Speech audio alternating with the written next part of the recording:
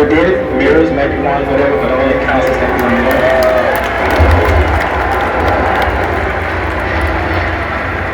Well, Buddy was telling me he was going to throw one in the third one next time.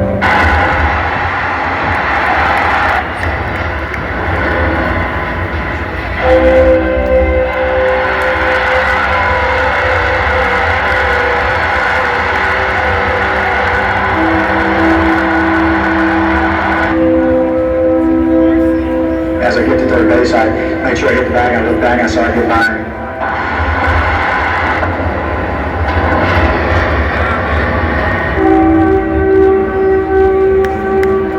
I have one theory of hitting, and that is Don should not pass without offering, and that's what I did.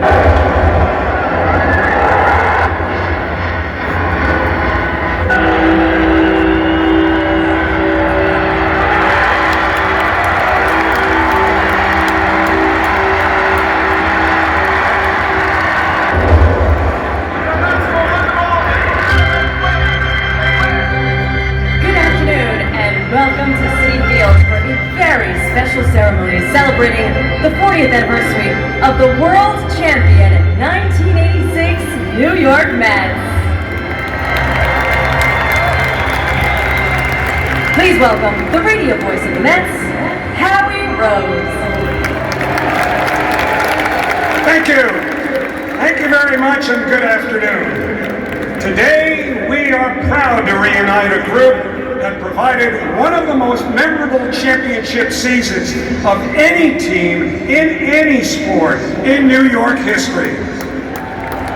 These guys had a collective look in their eyes as far back as spring training that told everyone that they and we were in for a wild ride. And was it ever wild? Their manager, Davey Johnson, told his players that they weren't just going to win, they were going to dominate.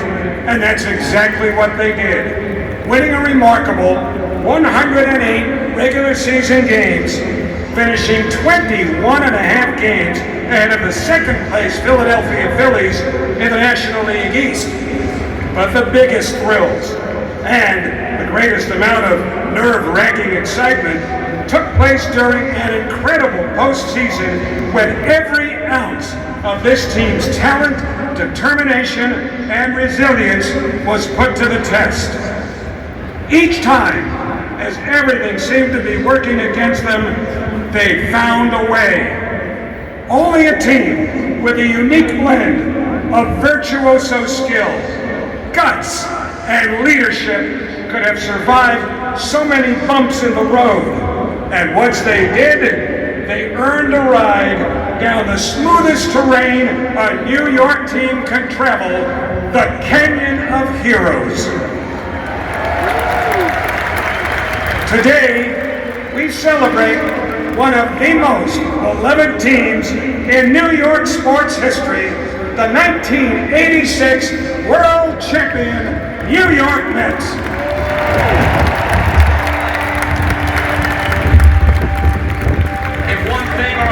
A different way Saturday night. Some people would have said failure. Well, that's what this game's all about. You can never take anything for granted, and it happened for us. We deserve it. We had the best record in baseball. We should be in the champs. Happy New Year! Song of the year is We Are the World. Start out thinking of a great season. This is the type of day you've been dreaming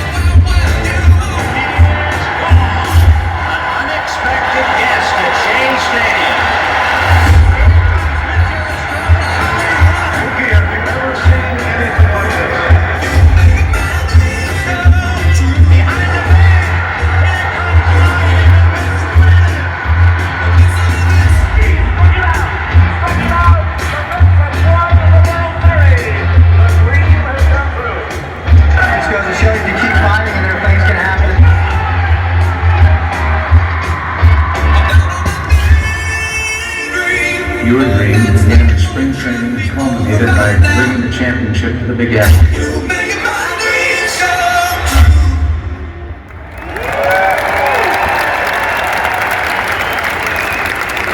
You know what? 40 years later, it is still as sweet as that champagne they spilled all over each other in the clubhouse. So now let's acknowledge a few special guests who join us for today's celebration. We begin by honoring the architects of the team. Hired in 1981 as the director of scouting, he helped build an enormous talent pipeline to create the roster that brought a world championship to Queens. 1986 Mets assistant general manager, Joe McElvain.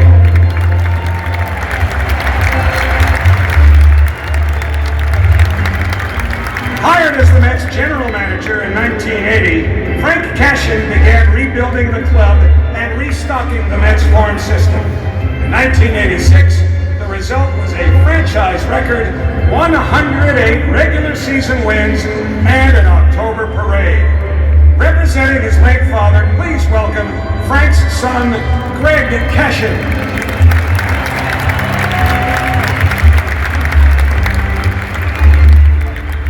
Their work behind the scenes helped keep the Mets healthy and championship ready all season long. Please welcome assistant trainer Bob Sykes and athletic trainer Steve Garland.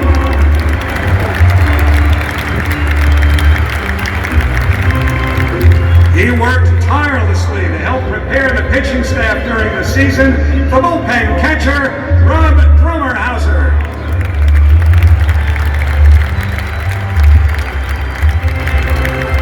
Hitting coach and first base coach Bill Robinson was a key voice behind the offense of a championship lineup. Please welcome his son Bill and grandson Tyler.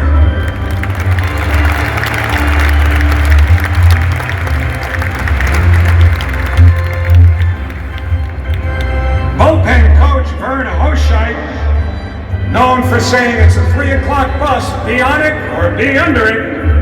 He helped guide one of baseball's most dominant pitching staffs to a world championship. Please welcome Vern's daughters, Sherry and Kathy.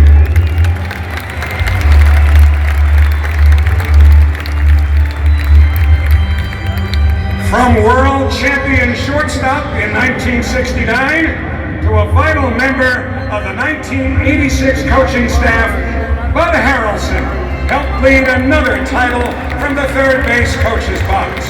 Please welcome Buddy's widow, Kim.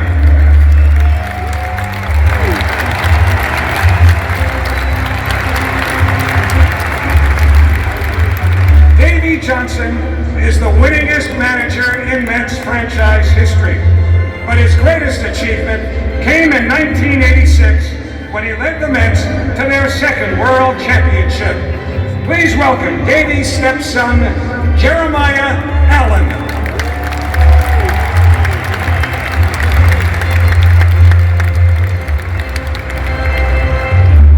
Now he's the Vice President of Alumni Relations and Team Historian. Also the Mets Hall of Fame Achievement Award recipient. In 1986, he was the team's very busy public relations director and quite simply one of the most cherished people in the history of this organization, Jay Horwitz.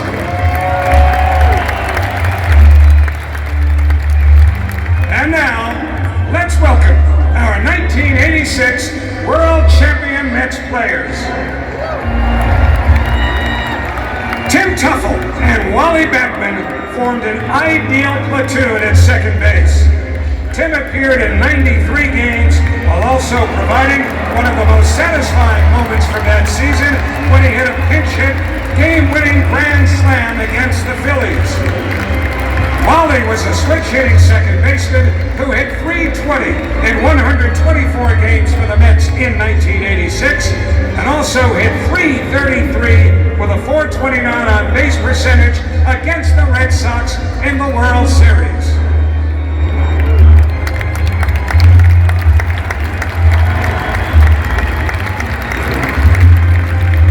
Randy Neiman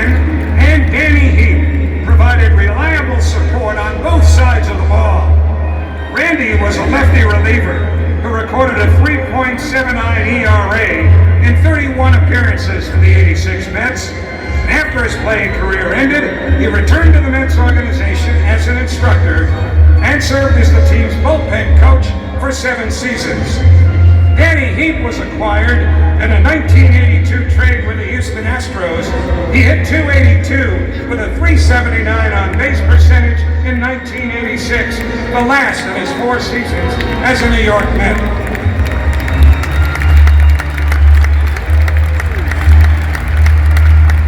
Doug Sisk and Ed Hearn provided admirably when called upon.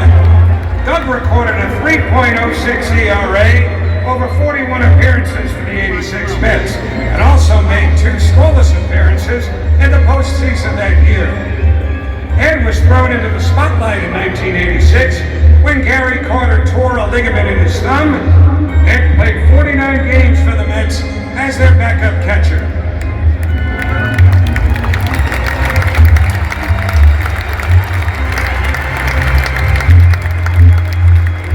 Kevin Mitchell and Lee Mazzilli represent a wide range of experience on the 1986 Mets, and they both came up huge. In his first full season as a big leaguer in '86, Kevin showcased his defensive versatility by playing both the infield and outfield, also recording a pinch hit single as part of the Mets' 10th inning rally in Game 6 of the World Series, and of course he scored the tying run. One of the newest members of the Mets Hall of Fame, Lee Mazzilli spent his first 6 seasons as a star with the Mets and rejoined the club as a mid-season signing in 1986. He would go on to collect 3 hits over 10 postseason at-bats that year.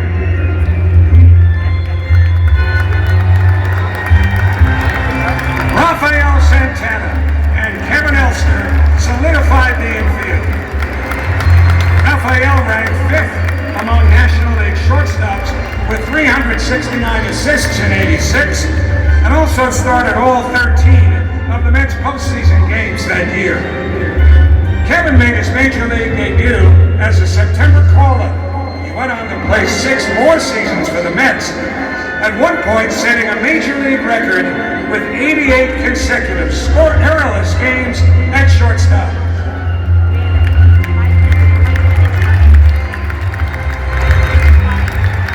Bobby Ojeda and Sid Fernandez were southpaws who feared no one.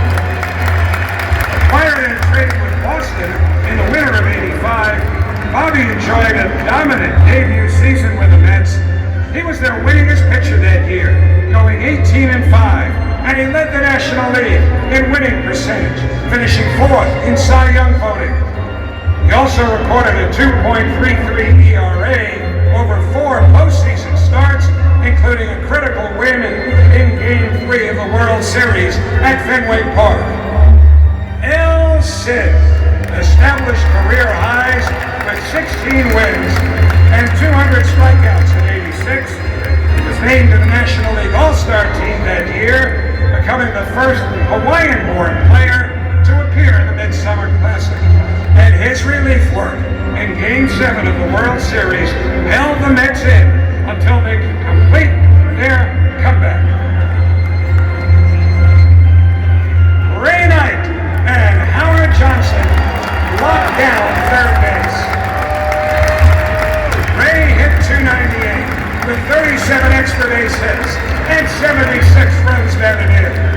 He would provide more timely hitting in October, batting .391, including his epic go-ahead home run in the 7th inning of Game 7 of the World Series against the Red Sox. And that earned him, as well as the rest of his efforts, the honor of the World Series Most Valuable Player. The franchise's all-time leader in home runs by a switch hitter, Hojo played 88 games for the '86 Mets. His memorable moments that year included a game-tying home run against Cardinals closer Todd Worrell, and he would get Worrell a few other times along the way, and a 14th inning go-ahead home run against the Reds in July. Jesse Orozco and Roger McDowell formed a dominant lefty-righty partnership in the bullpen. Over a career that spanned 24 seasons, Jesse set a major league record which holds today more appearances than any pitcher in baseball history with 1,252.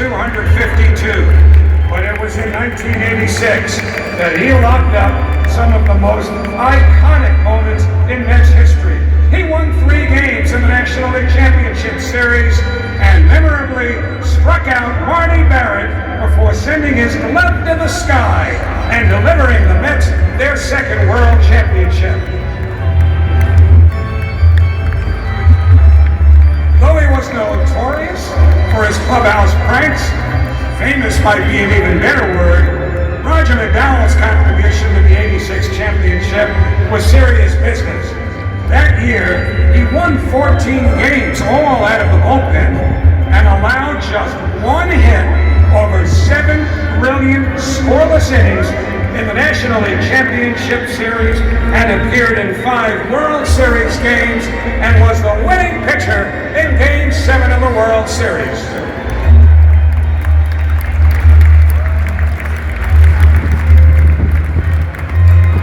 Gary Carter combined the elite on-field performance with inspiring leadership. The beloved Hall of Fame catcher finished 3rd in 1986 National League MVP voting after hitting 24 home runs and driving in 105 runs during the regular season. That October, he delivered a game-winning single in Game 5 of the National League Championship Series and hit 2 home runs in Game 4 of the World Series. And of course, he ignited the famous 10th inning rally with a 2-out single in Game 6 of the World Series. We're proud to welcome Gary's widow Sandy and their children, DJ, Christy, and Kimmy.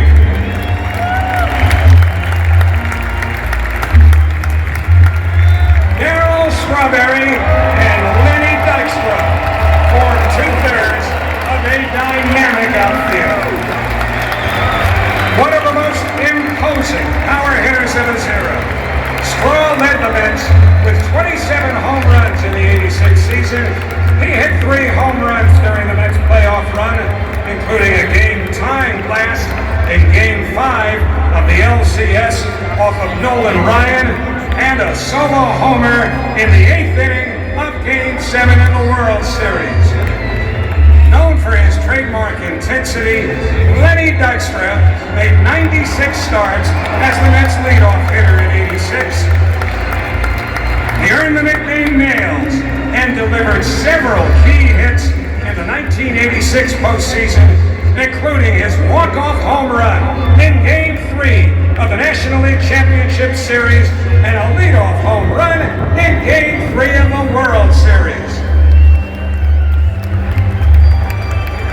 Ron Darling and Dwight Gooden were right-handed leaders in the rotation. Armed with a 5-pitch repertoire, Ronnie pitched 237 innings and ranked 3rd in the National League with a 2.81 ERA in 1986. And he also recorded a 1.53 ERA over his 3 World Series starts. One of the most dominant pitchers in Mets history, Doc followed up his incredible 1985 Cy Young campaign with a 17-win season in 1986, ranking 5th in the National League with a 2.84 ERA, and pitched a complete game victory against the Cubs to clinch the National League East title. Keith Hernandez and Mookie Wilson were clubhouse leaders. Regarded as perhaps the greatest defensive first baseman of all time, Keith was a clutch-hitting lefty who batted .310 and led the National League with 94 walks.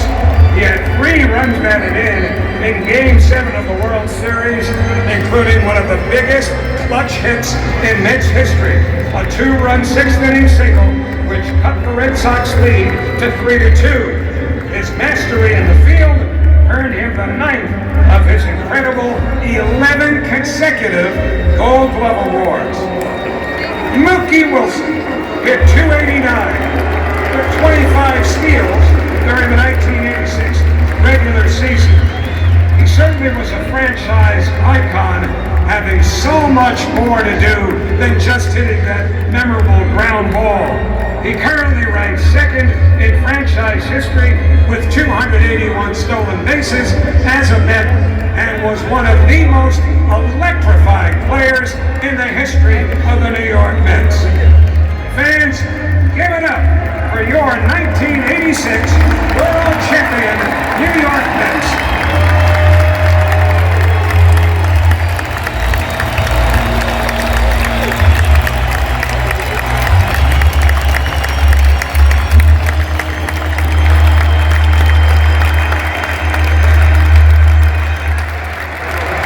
Fans, if you are able, please rise and remove your caps and join us as we honor the special memories of the teammates and coaches from the 1986 Mets who are no longer with us. Davey Johnson, Gary Carter, Bill Robinson, Mel Stottlemyre, Vern Hoshite, Frank Cashin, and Buddy Harrelson.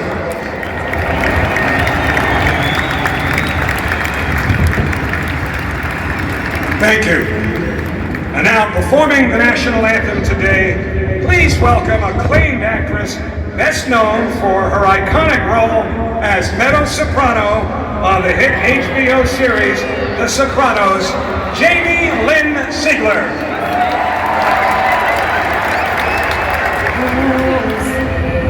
Can you see by the dawn's early light what so proudly we hailed at the twilight's last gleaming, whose broad stripes and bright stars through the perilous fight o'er the ramparts we watched were so gallantly streaming, and the rocket's red glare, the bombs bursting in air, gave proof through the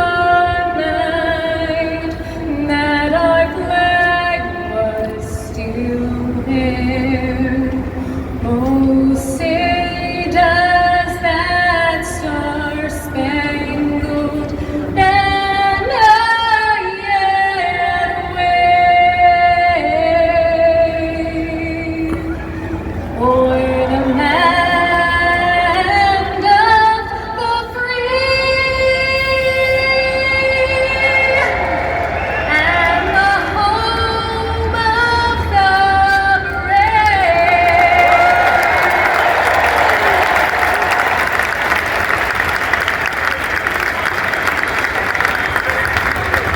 Thank you, Jamie.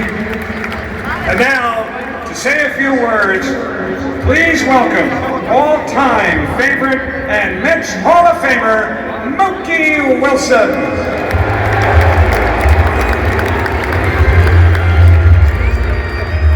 Thank you, Howard. And first, before I get started, I'm going to tell you I don't have a script. But if you watch me play over the years, I didn't play with a script. You shoot from the hip, and you play from the heart.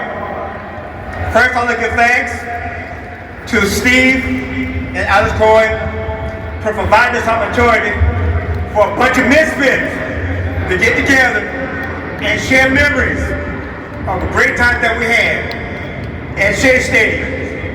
It also comes an opportunity to show our appreciation for the love that you guys, you Met fans, have shown us over the years.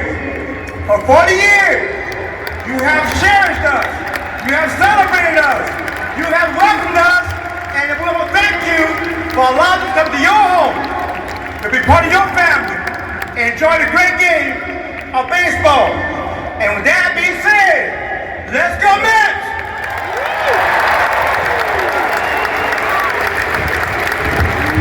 Thank you, Mookie. And thanks to all of our fans for coming out today to celebrate these champions.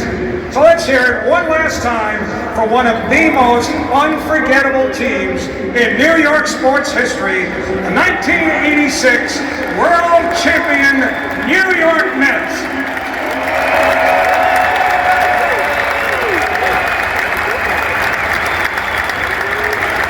We leave you now with a memento that perfectly captures the essence of this group of players. They had the teamwork to make the dream work. Thank you all very much and enjoy this musical trip down memory lane. Thank you.